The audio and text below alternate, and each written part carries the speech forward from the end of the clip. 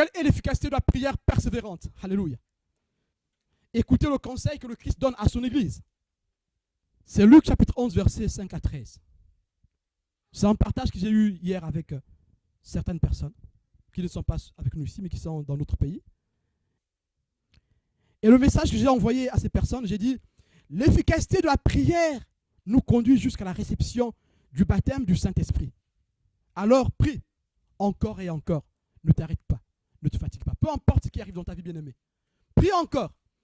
Même si ça fait longtemps que tu demandes, que tu pries, que tu ne vois pas le changement dans ta vie ou dans la vie de ceux de ta maison, bien-aimé, ne t'arrête pas.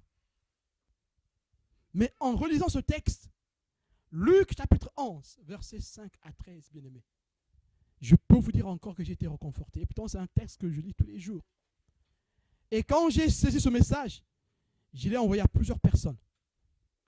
L'efficacité de la prière nous conduit jusqu'à la réception du baptême dans le Saint-Esprit. Alors, prie encore et encore. Ne t'arrête pas. Ne te fatigue pas. Peu importe la peur qui veut te gagner, l'angoisse qui veut te gagner, ne t'arrête pas. Ne te fatigue pas. Prie encore, encore et encore. Va importuner le Père. Importune-le jusqu'à ce qu'il réponde. C'est le message que Dieu m'a donné. À moi, pas à vous, mais à moi. C'est le message que Dieu m'a donné. Ça, c'est à toi. Je priais pour la malédiction ce voile qu'il y a sur ma famille. Je priais. Et ça fait des années que je prie. Certains sont délivrés, d'autres pas encore. Mais Dieu m'a répondu. Prie encore et encore. Et puisque tu insistes dans la prière, puisque tu restes assidu dans la prière, tu insistes, bien-aimé, c'est là que va découler la puissance du Saint-Esprit. Et quand tu seras rempli du Saint-Esprit, quand tu seras rempli de la puissance du Saint-Esprit, alors tu ne verras plus ce voile qui pèse, bien-aimé. Aujourd'hui, je ne vois plus ce voile. Mais je contemple la gloire à venir de Dieu dans ma famille, bien-aimé. Mes yeux ne s'arrêtent plus sur ce que je vois aujourd'hui. Mais mes yeux sont allés sur le résultat que Dieu m'a donné. C'est ça la foi. C'est quand Dieu ne répond pas tout de suite que nous pouvons voir que nous avons la foi, bien-aimé.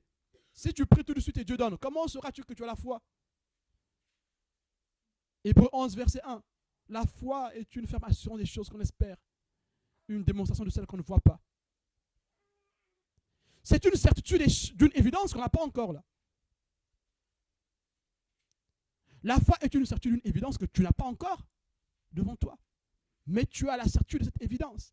Mais si je demande une Bible à Dieu et que Dieu me donne la Bible tout de suite, c'est fini. Plus besoin de foi puisque la Bible est là. La foi, c'est pour des choses qui sont invisibles, qu'on ne voit pas encore, mais que nous avons la certitude que nous avons reçue. Bien-aimés, la prière insistante nous fait rentrer dans la foi. C'est là que nous rencontrons l'amour du Père. Lisons Luc chapitre 11, versets 5 à 13. Il leur dit encore, si l'un de vous a un ami et qu'il aille le trouver au milieu de la nuit pour lui dire, ami, prête-moi 3 pains, car un de mes amis est arrivé de voyage chez moi et je n'ai rien à lui offrir. Et si, de l'intérieur de sa maison, cet ami lui répond, ne m'importune pas, la porte est déjà fermée. Mes enfants et moi, nous sommes au lit. Je ne puis me lever pour te donner des pains. Je vous le dis, quand même il ne se lèverait pas pour les lui donner parce que c'est son ami, il se lèverait à cause de son importunité et lui donnerait tout ce dont il a besoin. Et moi, je vous dis, demandez et l'on vous donnera. Cherchez et vous trouverez. Frappez et l'on vous ouvrira. Car quiconque demande, reçoit. Celui qui cherche, trouve. Et l'on ouvre à celui qui frappe. Quel est parmi vous le Père qui donnera une pierre à son fils s'il lui demande du pain? Ou s'il demande un poisson, lui donnera-t-il un serpent au lieu du poisson? Ou s'il demande un œuf, lui donnera-t-il un scorpion? Si donc, méchants comme vous l'êtes, vous savez donner de bonnes choses à vos enfants, à combien plus forte raison le Père céleste donnera-t-il le Saint-Esprit à ceux qui le lui demandent? Amen. Que Dieu vous bénisse. Bien-aimés, si vous avez lu attentivement comme moi ce texte, vous comprenez que la demande, bien-aimés, la demande est le symptôme de recevoir. La demande est prodrome de recevoir. La demande est prélude de recevoir. La demande est signe avant-coureur de recevoir. Mais bien aimé, si vous avez bien lu comme moi attentivement ce texte, vous allez voir que la demande est centralisée sur une chose. L'essentiel de la demande est basé sur la puissance du Saint-Esprit, sur la réception du Saint-Esprit. Celui qui a reçu la plénitude de l'Esprit, il a reçu tout ce que Dieu veut en lui. Parce que ce dernier ne va plus marcher selon la chair. Ce dernier ne va plus marcher selon ses yeux, selon la vue. Ce dernier marchera selon l'Esprit. Vous voyez ici cette histoire que le Christ explique. L'ami qui est importuné. Comme nous l'avions dit dernièrement, ici, cette demande que nous faisons n'est plus que matérielle. Cette demande dont le Christ nous fait mention ici dans Luc 11, elle est spirituelle. Parfois, elle peut commencer par une chose qui est matérielle, bien-aimé. La demande peut commencer par une chose qui est matérielle. Mais la finalité de cette chose sera spirituelle, bien-aimé. Quand Dieu nous visite de façon temporelle, le but final, c'est que nous soyons visités de façon spirituelle. Mais celui qui demande une chose pendant longtemps, et si ce dernier est fidèle dans sa demande, et juste, s'il demande dans la volonté de Dieu, bien-aimé, il finira par recevoir le don de Dieu. Il finira par être rempli du Saint-Esprit. Et bien-aimé, quand ce qu'il a demandé arrivera, il sera à même de bien gérer ce que Dieu lui a donné. Parce que de cette demande découle la puissance du Saint-Esprit dans notre vie. Bien-aimé, quand nous venons à Christ, nous sommes tous visités par le Saint-Esprit puisque nous sommes tous régénérés, bien-aimés. Quand tu crois en Jésus-Christ comme Seigneur et Sauveur, tu te repens devant le Seigneur, il te donne son esprit. Mais il te faut encore une chose, persévérer dans la prière afin d'être rempli par le Saint-Esprit. Être régénéré et être rempli du Saint-Esprit, ce sont deux choses différentes. Quand on est régénéré, c'est que l'Esprit de Dieu est venu nous visiter. Il nous a transformés. Nous sommes changés. Nous marchons en nouveauté de vie parce que notre intelligence est renouvelée. C'est ni par notre force, ni par notre intelligence, ni par notre connaissance. Mais c'est par le fait que nous avons juste ouvert le cœur à Dieu. Et il nous a visités par le Saint-Esprit. Et là, il nous revient maintenant, il revient aux croyants, aux chrétiens, de rechercher maintenant le baptême dans le Saint-Esprit. Que l'Esprit de Dieu vienne nous remplir. Mais bien aimé, comment nous recherchons ce baptême? Si nous repartons dans les Actes des Apôtres, chapitre 2, nous voyons que l'Église était unie. Ces personnes, ces disciples que le Christ a laissés, étaient unis dans la chambre haute. Et là, le Christ dit, je m'en vais. Mais vous, ne partez pas de Jérusalem, restez dans Jérusalem. Et là, vous serez visités par le Saint-Esprit. Une puissance descendra d'en haut, bien aimé. Et pourtant, les disciples, dans ces contextes, étaient déjà visités par le Saint-Esprit. En fait, ils étaient déjà renouvelés. Au soir de sa résurrection, le Christ a soufflé sur les 10 apôtres qui étaient là, sauf Thomas, qui était absent. Jésus a soufflé sur les 10 apôtres, il a dit, recevez le Saint-Esprit. Ce jour-là, ils ont reçu la régénération. Mais ils n'ont pas reçu la puissance du baptême dans le Saint-Esprit pour commencer le ministère. Il fallait qu'ils restent dans la maison pour persévérer dans la prière. Demander. Ils ont demandé. Pendant 10 jours, bien aimé, 10 jours, ils ont demandé. Jusqu'à ce que Dieu a descendu sur eux sa puissance. Bien aimé, c'est à partir de ce moment-là qu'ils ont commencé à témoigner avec puissance. Ils n'ont plus eu peur de la persécution. Ils ont été forts jusqu'au bout. Mais que nous dit ce texte que nous venons de lire, bien aimé? Ce texte nous parle de demander, d'insister, d'importuner, de continuer, de ne pas s'arrêter. Bien aimé, celui qui s'arrête n'importune plus. Il se décourage. Tu es au milieu de la nuit. Tu veux nourrir ton ami qui est venu.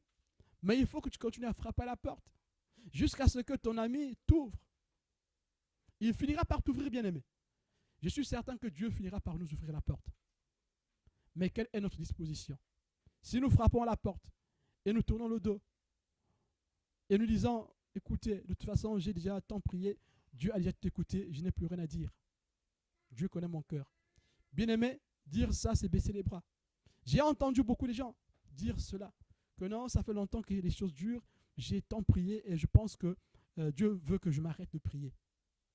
J'attends que sa volonté se fasse. Bien-aimé, dire ça, c'est baisser les armes. Si tu dis ça dans ta situation, bien-aimé, tu as baissé les armes. Reprenons-nous. Prions. Peu importe la situation, prie. Encore et encore. Prier veut dire que nous avons foi qu'il va répondre. C'est ça la définition de prier. Prier veut dire que nous avons confiance en lui. Même si c'est 10 ans que ça dure, nous avons confiance qu'il va répondre. Alors je prie. Pour ma situation, je continue à prier. Je pleure dans la prière. Et le Christ a fait pareil. C'est avec larmes qu'il est rentré jusqu'au salut de son âme. C'est ce que dit Hébreu. Ce n'est pas moi qui le dis, c'est Hébreu qui le dit. C'est avec larmes et pleurs. Oui. Qu'il a imploré son Père pour le sauver. Bien-aimé, le Christ, le Fils de Dieu, le Dieu vivant, a prié son Père. Il a persévéré dans la prière. Il a prié encore et encore.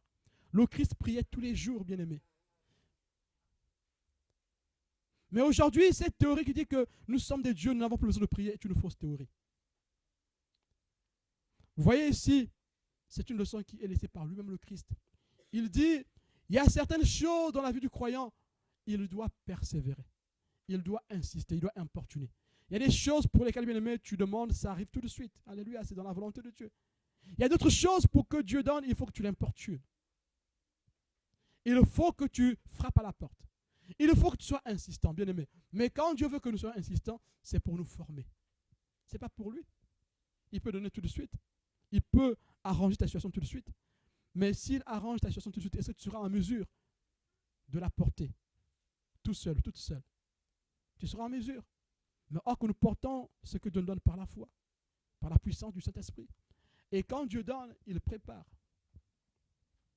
Mais or, demander est prodrome de recevoir. Demander est prélude de recevoir. Demander, c'est le signe avant-coureur de recevoir. Alors il faut que Dieu te prépare pour que tu reçoives avec joie, avec force, ce qu'il va te donner. Es-tu prêt de recevoir ce que tu demandes? Quand tu pries en insistant, pose-toi la question, est-ce que tu prépares ton âme à recevoir ce que tu demandes? Il y a beaucoup de femmes, par exemple, qui ont prié que leur mari soit des hommes de Dieu. Alléluia, c'est une prière que je loue, bien-aimé. Mais es-tu prête à recevoir? Es-tu prête à être femme de pasteur? Peut-être qu'il faut que tu changes de prière. Seigneur, fais de moi une femme de pasteur. Est-ce que je suis prête d'être femme de pasteur? Est-ce que je suis prêt d'être mari d'une femme spirituelle? Seigneur, donne-moi une femme spirituelle. J'aimerais que tu me donnes une femme qui t'aime, qui est spirituelle. Alléluia. Mais est-ce que tu as dit à Dieu, Dieu, fais de moi un mari spirituel? Change ta façon de prier, bien-aimé. Et là, si tu insistes dans cette façon de prier, Dieu va te transformer. Et peu importe la personne que Dieu mettra sur ton chemin, c'est ta prière, c'est ta foi qui fera que cette personne soit sanctifiée. C'est ce que nous dit la parole de Dieu. Et la Bible dit aussi que nous demandons, nous ne recevons pas parce que nous prions mal. Vous voyez dans ce texte, bien-aimé, le Seigneur dans Luc 11 commence à dire, demande, importune ton ami. S'il ne te donne pas parce qu'il est ton ami, parce que tu es son ami, il te donnera parce que tu l'importunes. Amen. Alors tu importunes pour demander du pain. Mais dites-moi bien aimé, le verset 13, il parle de quoi le verset 13? Au verset 13, il parle maintenant du pain, du Saint-Esprit. Bien aimé. Alors nous voyons qu'il ne s'agit plus du pain physique, il parle du pain spirituel. Et pourtant au départ tu as demandé le pain physique pour ton ami. Mais à la conclusion, on voit que le Seigneur ne parle plus du pain physique. Il parle du pain spirituel qui fait rentrer dans le Saint-Esprit. Bien aimé, c'est le pain spirituel qui nous fait rentrer dans la présence, dans la puissance du Saint-Esprit. C'est le Christ, la parole de Dieu. Nous l'avions lu dans Jean 4, verset 10, ou Jean 4, verset 15. On parle de la même chose. De cette eau qui vient en nous, qui jaillit jusque dans la vie éternelle. Alors que nous savons tous qu'il y a un parallèle entre l'eau et le pain, entre la soif et la faim. Amen. Bien-aimé ici, demander du pain, c'est demander des choses qui sont dans notre quotidien. Demande les choses de ton quotidien à Dieu, ce n'est pas un péché, bien-aimé. Demander les choses du quotidien à Dieu n'est pas un péché. Mais il faut que dans chaque esprit, que nous puissions comprendre qu'en demandant les choses du quotidien, je suis en train de demander la présence de Dieu dans ma vie. Comment pourrais-je gérer ces choses du quotidien si je n'ai pas la présence du Saint-Esprit dans ma vie? Quand cette vie de sanctification, de prière, cette vie de sacerdoce que je demande à Dieu entrera en moi, est-ce que je serai en mesure de la supporter, de la porter? Voilà pourquoi il faut que je change ma façon de prier. Seigneur, fais de moi une femme de pasteur. Seigneur, fais de moi un homme spirituel. Quand elle passera beaucoup de temps à l'église, que je ne sois pas jaloux, que je ne sois pas aigri. Alors le Seigneur va donner le pain. Il ne donnera pas un serpent. Il va commencer par te remplir de l'esprit pour que tu sois en mesure d'accepter, de garder le temps qu'il te donne. Bien-aimé, tu veux demander un avion au Seigneur? Seigneur, donne-moi un avion, un hélicoptère. Est-ce que tu as un aérodrome? Commence par demander l'aérodrome. Seigneur, j'aimerais avoir un avion, mais pour cela, prépare le terrain. Prépare-moi. Alors, bien-aimé, certaines prières viennent de notre état. Et pourtant, tu as prié. Dieu a déjà répondu. Mais Dieu veut que nous changions d'état. Dites-moi, la personne qui attend demander devant la porte, s'il reste pendant 2 heures, 3 heures, vous pensez que l'état dans lequel il est arrivé, c'est le même qu'il aura 2 heures après? Soit il sera déterminé, ou il sera fatigué. Il va faire demi-tour. 2 heures plus tard, tu fais demi-tour. Tu as gagné ou tu as perdu? Et pourtant, Dieu a déjà répondu. Et c'est quand il tourne le dos que Dieu donne la réponse. Mais c'est trop tard, il est déjà parti. Méchants comme vous l'êtes, vous savez donner de bonnes choses à vos enfants. À combien plus forte raison le Père Céleste donnera-t-il le Saint-Esprit à ceux qui le lui demandent? Ça, c'est la vraie demande. Demander le Saint-Esprit. La meilleure demande que nous puissions faire, bien-aimés, c'est demander le Saint-Esprit. Saint-Esprit, remplis-moi tous les jours que tu donnes. Alors, si le Saint-Esprit te remplit tous les jours que Dieu donne, bien-aimé, peu importe le pain que tu demandes, ton attention n'est plus fixée sur le pain. Ton attention est fixée sur le Saint-Esprit. Alors, quand il viendra te remplir, tu auras la joie de servir le Seigneur. Peu importe le temps que durera ton problème, tu auras la joie de servir le Seigneur.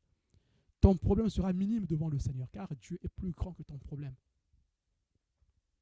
Alors tu seras persévérant. Tu seras persévérante dans la prière. Tes pleurs ne seront plus des pleurs de tristesse, mais des pleurs de joie, parce que tu t'attends à Jésus, l'époux fidèle. Tu auras la joie parce que, pas parce que tu as déjà reçu, mais parce que tu sais que Dieu a déjà donné. Bien-aimé,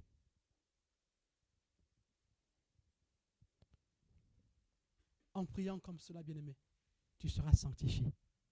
Et ta maison sera sanctifiée. Ta vie sera sanctifiée. Parce que la présence de l'Esprit sanctifie toutes choses. Le fait que tu persévères dans la prière te sanctifie. La Bible dit que tout est sanctifié par la prière. Alléluia. Lisons 1 Timothée 4, verset 5. Parce que tout est sanctifié par la parole de Dieu et par la prière. Amen. Tout est sanctifié par la parole de Dieu et par la prière. Et quand nous parlons ici d'insister dans la prière est accompagnée toujours de la parole de Dieu. Amen. Et quand tu insistes chez toi dans la prière, dans la méditation de la parole de Dieu, c'est là que le Seigneur va te sanctifier. Mais pourquoi nous sommes sanctifiés? Parce que dans la prière, nous appelons la puissance du Saint-Esprit dans nos vies. Et alors, nous sommes sanctifiés. Le Saint-Esprit nous sanctifie, la parole nous sanctifie, alors, donc, la prière nous sanctifie. La prière nous fait rentrer dans la présence de Dieu bien-aimé.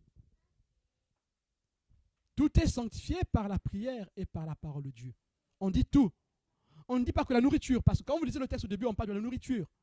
Mais ici, il ne s'agit pas que de la nourriture, bien-aimé. Même ta maison est sanctifiée par la prière et par la parole de Dieu. Tes enfants sont sanctifiés par la prière et par la parole de Dieu. La Bible dit plus loin que 1 Corinthiens 7, verset 14, il est écrit « Car le mari non-croyant est sanctifié par la femme, et la femme non-croyante est sanctifiée par le frère. Autrement, vos enfants seraient impurs, tandis que maintenant, ils sont saints. » Comment la femme non-croyante est sanctifiée par le frère? Mais parce que le frère a la foi. Amen. Cette foi tire sa force dans la communion avec Dieu. Amen. Et cette communion n'est possible que par le Saint-Esprit bien-aimé.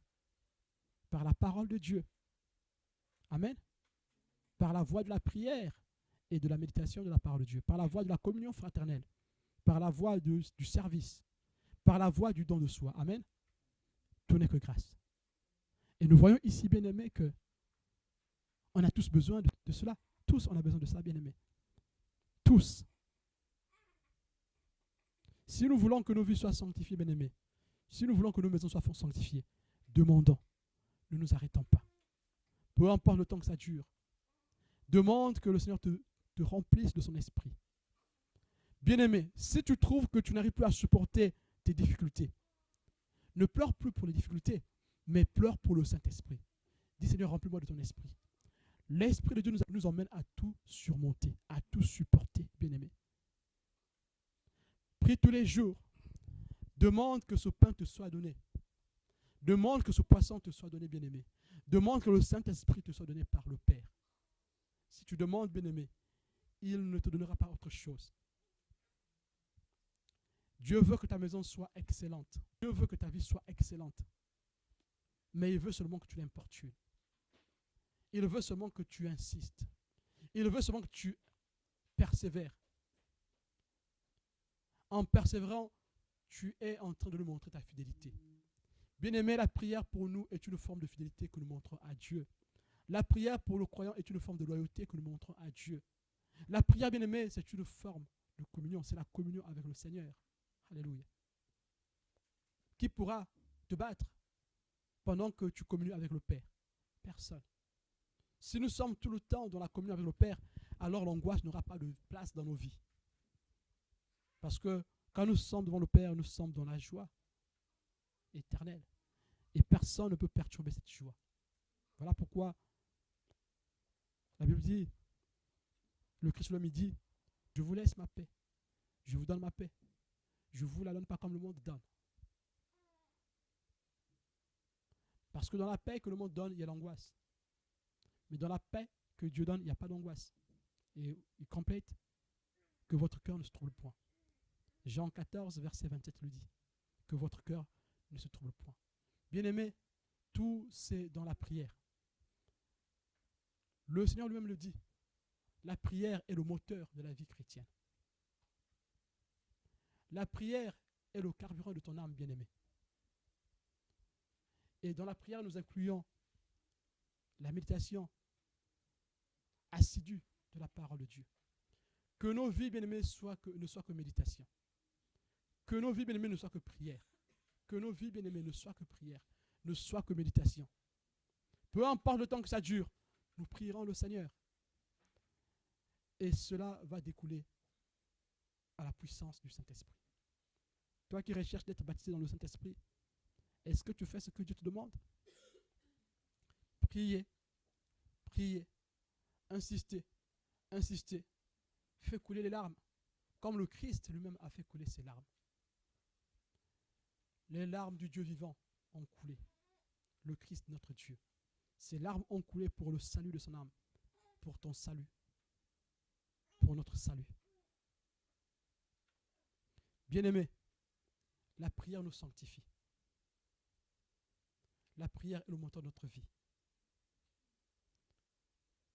La prière, bien-aimés, nous garde dans la communion. La prière nous éloigne des sentiments humains, des émotions qui nous éloignent de Dieu.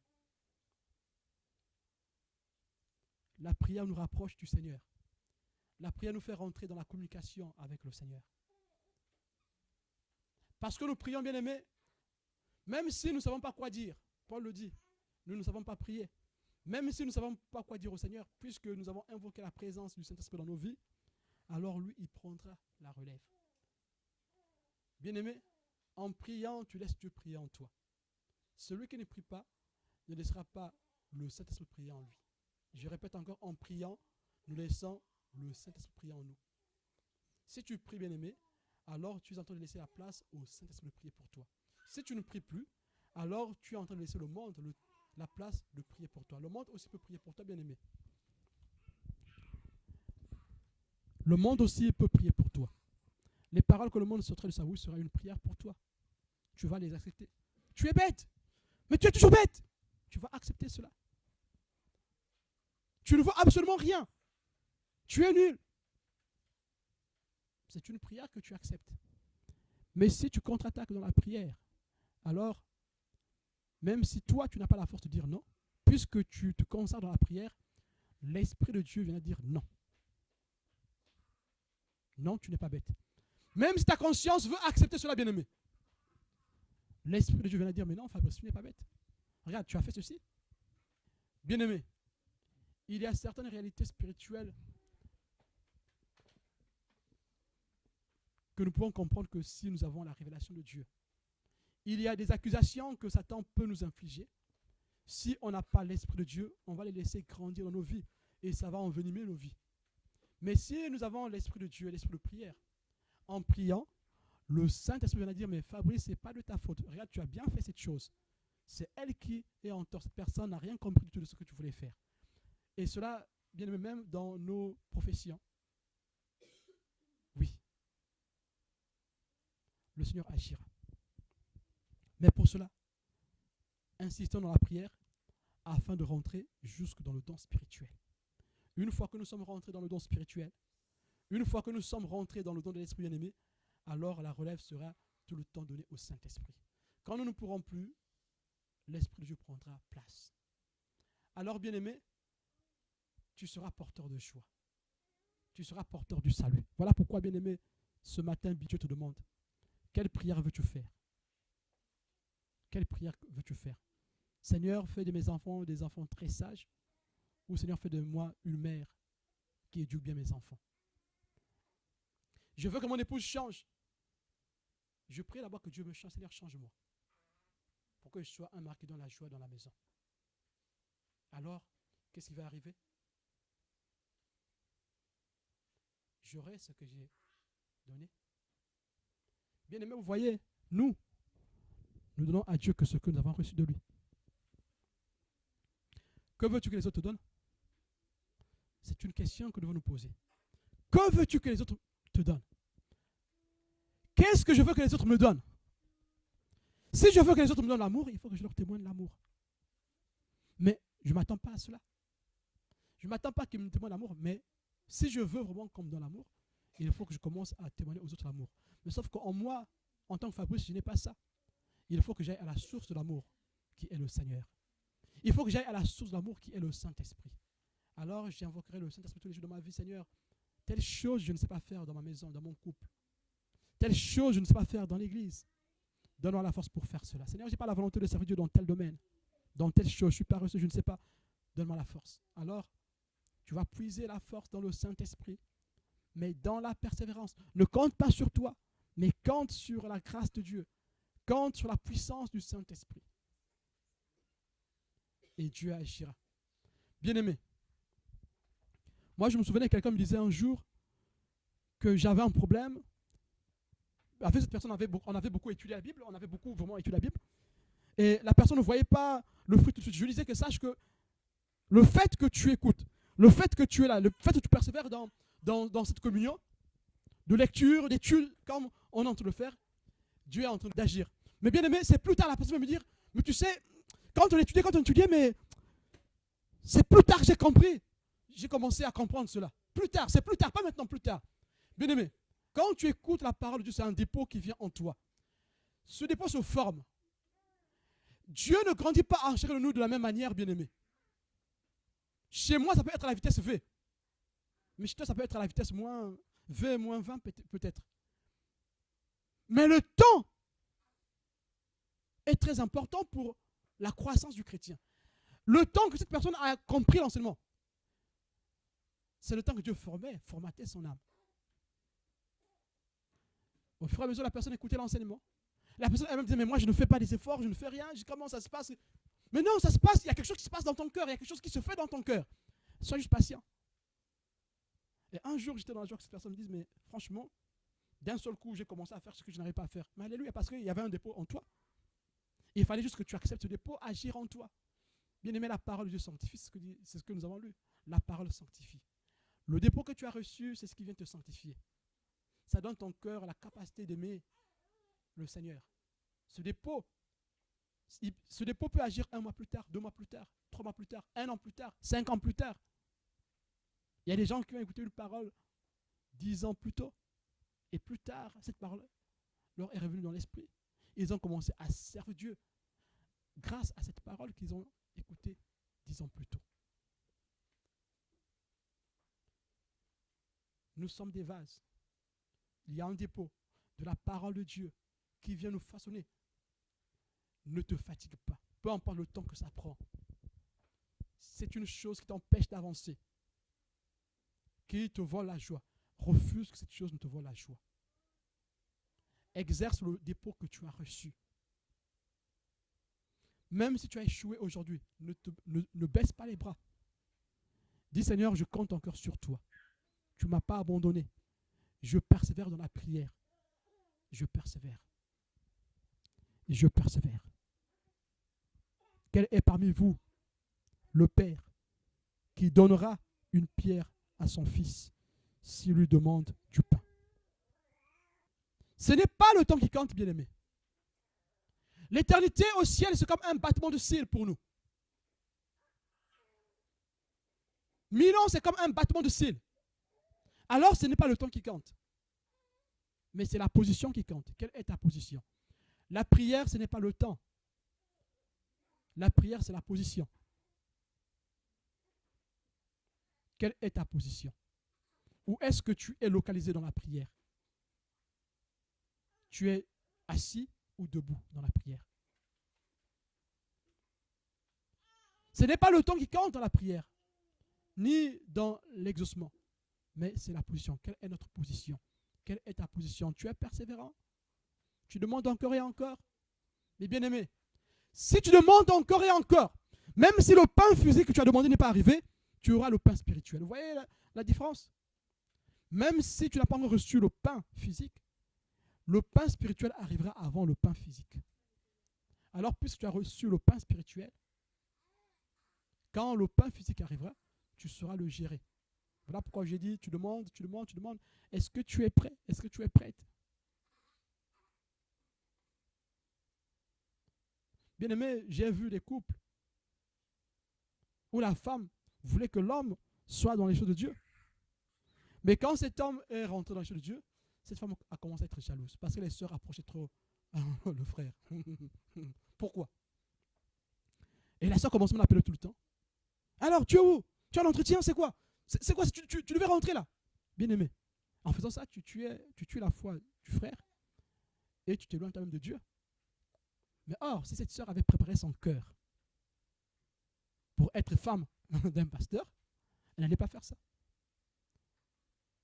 Amen. Son amour pour son homme allait changer. Voilà pourquoi dans les couples, je dis ça pour ceux qui sont mariés, dans le couple, il faut que l'amour change de dimension. Il faut que l'amour sorte de la dimension physique et rentre dans une dimension spirituelle. Si l'amour rentre dans une dimension spirituelle, tout ce qui est temporel ne pourra plus nous influencer dans nos décisions. Ça, c'est très important. Ce qui est temporel est éphémère, bien-aimé. Tout ce qui est temporel passe, ça flétrit. Mais tout ce qui est spirituel ne passe pas. Ce qui est spirituel ne passe pas. Ce que Dieu nous donne spirituellement ne passe pas parce que nous sommes connectés au Seigneur. Alors, notre vision sera fixée que sur le meilleur. Alors, les imperfections de la terre n'auront plus de force pour nous empêcher d'avancer. Alors, dans de telles circonstances, nous allons continuer à prier pour l'autre. Parce que l'amour que nous avons reçu du Père est plus grand. La Bible dit, l'amour est plus grand que la mort. Bien-aimés, il y a trois choses qui nous font courir. La mort nous fait courir, on l'a dit dernièrement. Le temps nous fait courir. L'amour nous fait courir. Ces trois choses nous font courir. Quand les gens cherchent l'argent, c'est pour bien vivre, bien profiter du temps. Le temps nous fait courir. Quand les gens cherchent l'amour, c'est parce qu'ils ont peur de la mort. Quand les gens cherchent le bien-être, avec toutes les philosophies qui sont sorties, parce qu'ils veulent profiter du temps. Le temps est court, ils disent. La mort nous guette. Mais bien-aimés, parmi ces trois choses, bien-aimés, il y a une chose qui dure éternellement, l'amour. L'amour venant de Dieu. La mort passera. Le temps sera infini, bien-aimés. Mais l'amour reste. Amen. Dieu nous appelle ce matin de persévérer dans la prière. Persévérons dans la prière, bien-aimés. Matthieu 21, verset 22. Tout ce que vous demanderez avec foi par la prière, vous le recevrez. Tout ce que vous demanderez avec foi par la prière, par le biais, par le canal de la prière, vous le recevrez. Alors, bien-aimés, toute parole n'est pas prière. Il faut demander dans la prière, il faut demander par la prière. C'est le canal par lequel Dieu intervient dans nos vies. Amen. C'est par ce canal que tu seras rempli du Saint-Esprit. Amen. Pas dans l'angoisse, bien-aimé. L'angoisse, ce n'est pas la prière. Les plaintes, ce n'est pas la prière, bien-aimé. La prière, c'est un acte de foi. Bien-aimé, admettons que tu as un problème, un sérieux problème. Pendant que tu as un sérieux problème, tu te plies le genou et tu pries, bien-aimé. La chose va changer dans ton cœur, bien-aimé. Le fait que tu reçoives une nouvelle, un problème dur dans ta vie, et que tu aies la force de plier le genou et prier Dieu, invoquer Dieu dans ce problème, bien-aimé, c'est une disposition de foi. Alors Dieu a déjà intervenu. La prière est prodrome du recevoir. La prière est prélude du recevoir. La prière est symptôme du recevoir. Amen. Prions. Prions. Prions. Encore. Encore et encore. Amen. Oh oui, j'aime bien ce texte. 1 Pierre 4, verset 7. La fin de toute chose est proche. Soyez donc sages et sobres pour vaquer à la prière. Prions, bien-aimés, prions. Ne nous arrêtons pas, bien-aimés. Quand Satan te dit, arrête-toi, tu as trop demandé, maintenant ça suffit. Dieu a t'écouté, c'est Satan qui t'insuffle ça. Continue à prier.